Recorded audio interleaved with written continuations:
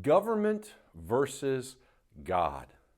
That's the crazy title of today's Daily Dose. Government versus God.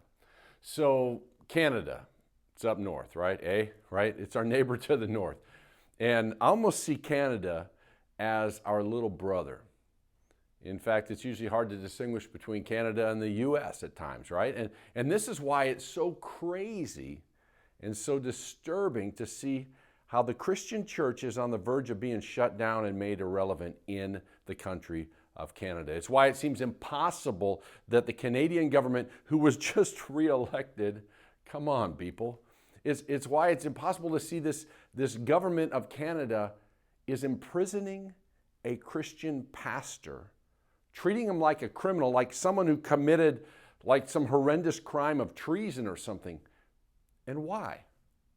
Because this pastor dared to continue to have church services during the COVID flu season. This pastor dared to do what he feels God has called him to do, which is to assemble the saints and to equip them for the service of God, right? In Canada, it's become like the government versus God. Or better yet, it's really looking like the government wants to be God. Here's the news from last week. When Pastor Artur Pawlowski, when he landed back in his home city of Calgary, I think it was a week ago Monday, customs officials were right there waiting for him. They cuffed him right when he got off the airplane, and they charged him with 2 criminal charges. The first charge was for not wearing a mask in public. Wow. And the second charge, check this out, the second charge was for holding an illegal church service. Can you believe it? In Canada, the government is deciding which church services are legal and which church services aren't allowed. Folks, that's tyranny. That's communism. But I'm going to tell you, that's where progressives always take things. Check this out. The progressive governor Newsom in California, he tried this last year right here in America. The same thing. And he would have succeeded if not for California pastors who pushed back and for the courts who ultimately made the California government adhere to our U.S. Constitution, which is to keep government out of churches. So here's my question. Should this pastor, the pastor in Canada, should all pastors, should churches, should we just comply with the demand of governments to shut down, to stop meeting, to stop worshiping, to stop gathering? Is it the place of government to dictate how and when people worship? Jesus told us to give to Caesar what is Caesar's, but to give to the Lord, give to God what is His, what is the Lord's, right? So here's some questions. Is our prayer, is our worship of Jesus, is our Christian ministry and Christian gathering, and is that the government's domain? Or is there a higher authority to whom we bow our knee and give our devotion? To be clear, there is a higher authority. There's a higher authority than any earthly government. No matter how progressive or woke the government is, there's a higher authority, and He's the maker of heaven and earth. The highest authority is God Himself. When it is government versus God, God always wins. When it's government versus God, we must always choose God and His ways and what He's called us to do and who He's called us to be. Check out what Pastor Pawlowski said.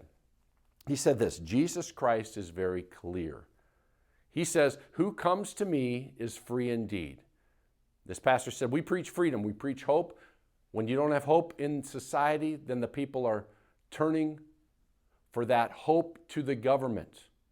And then he says this: I think the government wants to become God, to be worshiped, and anyone else or anything else that competes with that has to be destroyed.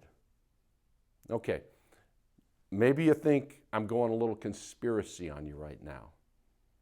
I mean, maybe I am, I don't know. But I'm just trying to have my eyes open and to address something that's real right here in front of us. Something that has happened and is happening.